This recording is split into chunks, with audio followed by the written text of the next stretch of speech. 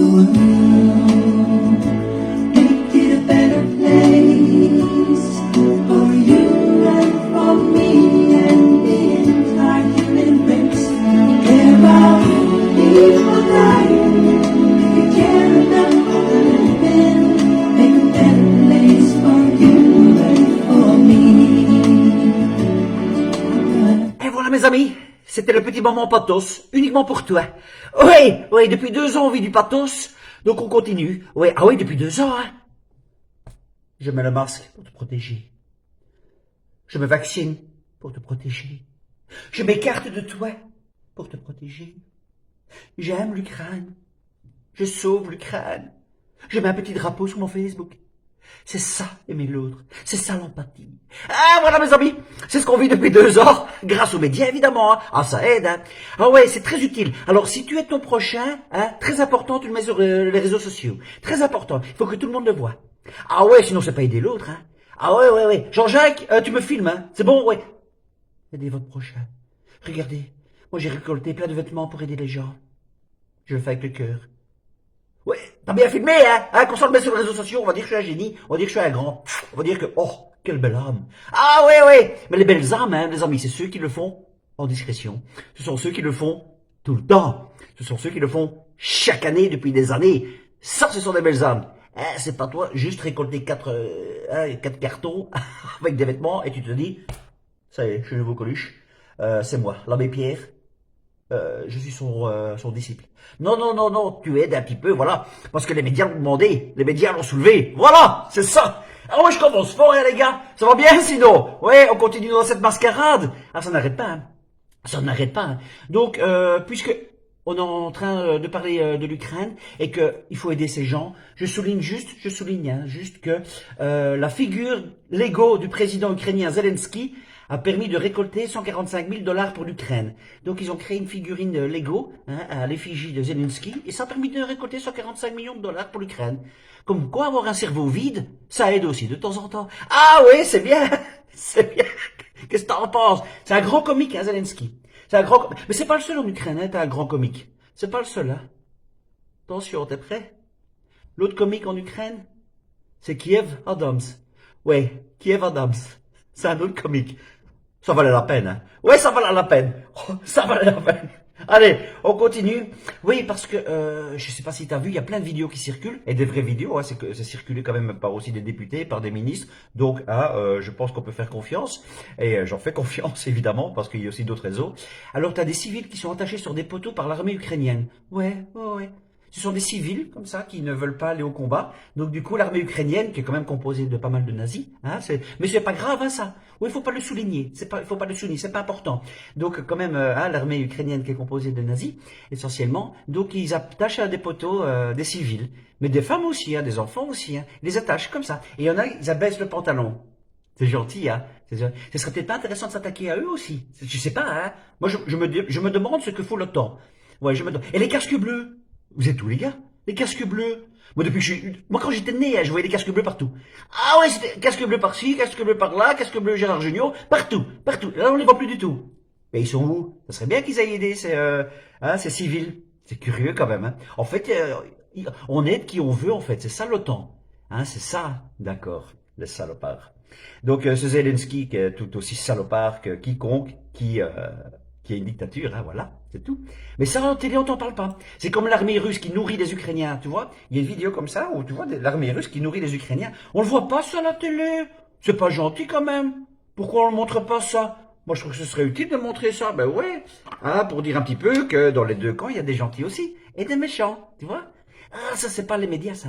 Ah non, il faut trouver un méchant et un gentil, comme toujours. Donc, il y a aussi, alors, une vidéo où tu as des civils, mais tu vois tout ça, hein. Tu le vois, hein. Des civils ukrainiens ayant réussi à fuir Mariupol racontent leur calvaire. L'armée ukrainienne les empêchait de quitter la ville pour les utiliser comme boucliers humains. Et ils remercient l'armée russe de les avoir sauvés. Merde, des civils ukrainiens qui remercient l'armée russe, mais on voit pas ça en télé. Ben non. Alors tu vas dire, ouais, ça c'est des fake news, hein. Ah ben ouais, c'est des fake news, ça c'est des fausses vidéos, hein. Ouais. Par contre, quand c'est RTBF, RTL ou TF1 qui te montrent des vidéos, là tu y crois. Ça c'est des vraies news. Oui. Méfie-toi. Méfie-toi. Oh là là, méfie-toi. Donc voilà, alors qu'est-ce qu'il y a d'autre aussi? Oui, un tireur d'élite français qui s'appelle Erwan Castel, qui est au Donbass. Il a dit ceci, en vidéo de nouveau, donc ça vient directement de sa bouche, hein, tu vois, c'est pas des phrases, le téléphone arabe comme on dit. Alors, il dit ceci, un tsunami de fake news inonde les médias occidentaux, d'une manière hystérique et sans limite. Il évoque notamment dans la vidéo la scandaleuse une de la Stampa c'est un journal italien, montrant une photo du massacre de Donetsk par l'armée ukrainienne en la faisant passer pour une photo de Kiev, rendant par cette fraude la Russie responsable de la tuerie. Voilà. De nouveau, ce sont des gens qui sont sur le terrain. Hein. Tu sais, c'est pas Laurent Delahousse hein, avec sa belle mèche qui va après manger au Fouquet's hein, qui est sur le terrain. Non, c'est pas lui. Hein. Ce sont de vraies personnes qui sont sur le terrain. C'est eux qu'il faut écouter, hein, les gars. Ce sont ceux sur le terrain. Hein. Tu vois, avant, il y avait encore des journalistes qui étaient sur le terrain. Aujourd'hui, c'est fini. C'est BFM TV. Mais ça, c'est pas des journalistes. Hein, ça.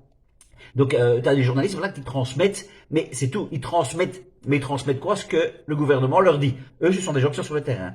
Et comme quoi, c'est pas du tout la même version. Pas du tout. Allez, on continue. Alors, qu'est-ce qu'il y en a? Ah oui, parce que, alors, c'est joli. Là, comme je disais, il y a une aide humanitaire qui se fait, c'est super. Il y a quand même Roselyne Bachelot qui annonce un fonds d'1 million d'euros pour les artistes ukrainiens et russes dissidents. C'est gentil, hein? Quand on pense qu'ils ont vécu les artistes français pendant la pandémie. C'est super gentil. Et en même temps, ça, il faut le faire. En même temps, l'épouse de l'ex-député ukrainien Kotvitsky a tenté de fuir le pays avec des valises pleines de billets. 28 millions de dollars et 1,3 million d'euros. Elle a été arrêtée à la frontière hongroise pour non-déclaration. C'est magnifique, hein? Donc, elle a 1 million d'euros dans sa valise et 28 millions de dollars, mais elle ne les donne pas à son peuple, hein? Ah non, elle ne donne pas à son peuple. C'est Roselyne Bachelot. Elle est gentille, Roselyne Bachelot. Il n'y a pas de conflit d'intérêt, pas du tout. Je suis sûr que c'est pas politique, pas du tout. Allez, on continue. Alors ça c'est mignon aussi. Deux petits Ukrainiens découvrent leur nouvelle école en Italie sous les applaudissements. Tu te rends compte? Donc les profs ont applaudi deux petits Ukrainiens qui découvraient leur nouvelle école en Italie. D'accord. Méfiez-vous, les petits Ukrainiens. Parce que si c'est comme les infirmières en France, dans 1 an c'est fini, vous êtes à la porte. Ah oui, méfiez-vous des applaudissements. Ensuite, une émouvante candidate ukrainienne fait fondre en larmes tout le plateau de The Voice.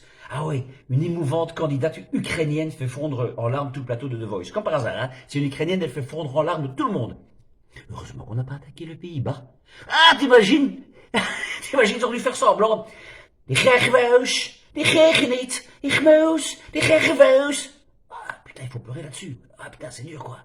Ouais, les Ukrainiens, à la limite, ça c'est, toi, c'est plus joli, c'est chantant, là, c'est dur, quoi. Faut vraiment faire semblant d'être ému pour ça, ok. Oh, c'était beau. C'était beau. Ah, t'imagines, donc heureusement que c'était l'Ukraine par les Pays-Bas qui sont attaqués. Alors, oui, des allocations familiales seront octroyées aux familles ukrainiennes. Ah, c'est très bien. C'est très bien tout ça.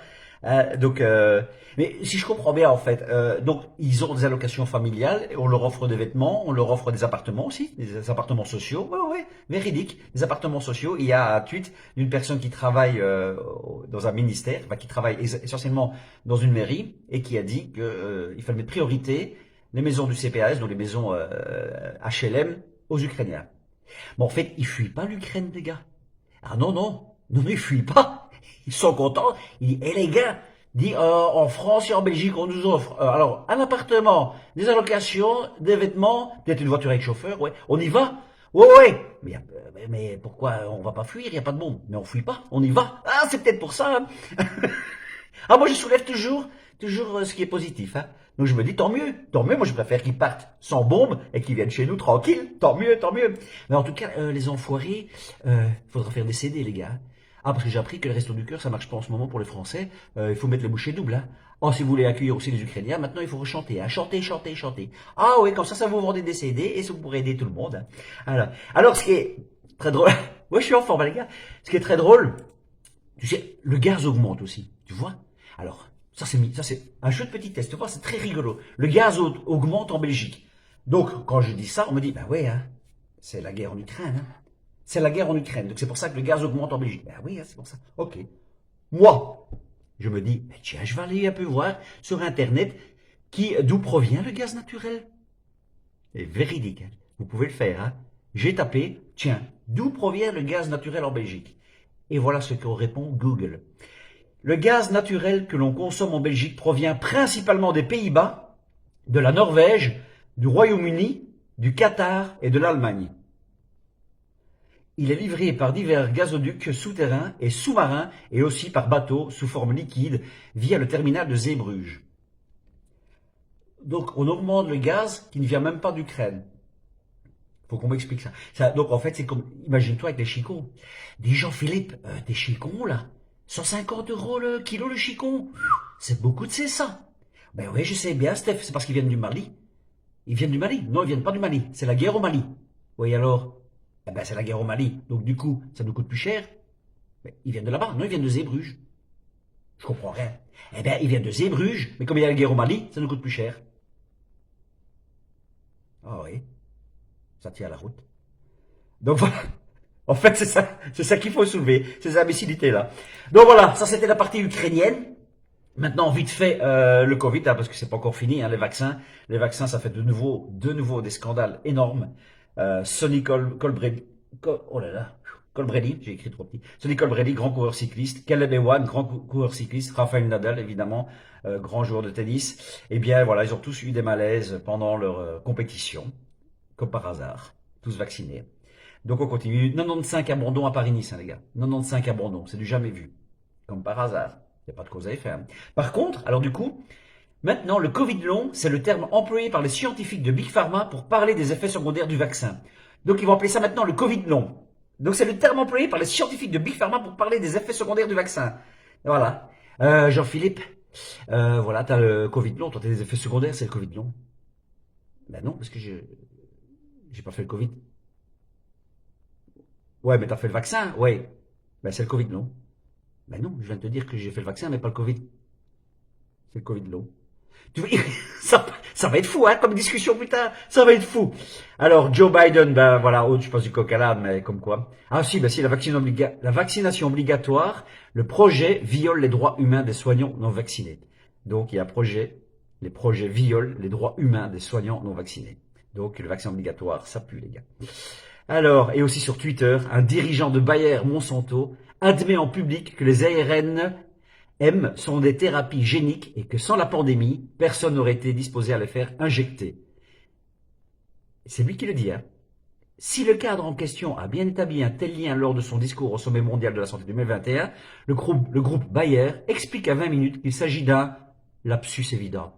Ah d'accord, donc ils disent tout ça, ils disent que voilà, il admet que les ARN sont des thérapies géniques, mais c'est un lapsus. D'accord. Ah ben les gars, les vaccins, ne vous vaccinez pas, c'est de la merde. Je vous jure, c'est de la merde, ne le faites pas. Vous allez avoir que des problèmes, que des effets secondaires graves. Oh le lapsus! Oh t'as vu le lapsus que je viens de faire? C'est la même chose. Voilà, et même Olivier Véran, je termine là-dessus. Olivier Véran a dit, l'Allemagne et l'Italie, qui ont le pass et le masque, connaissent le même rebond que nous.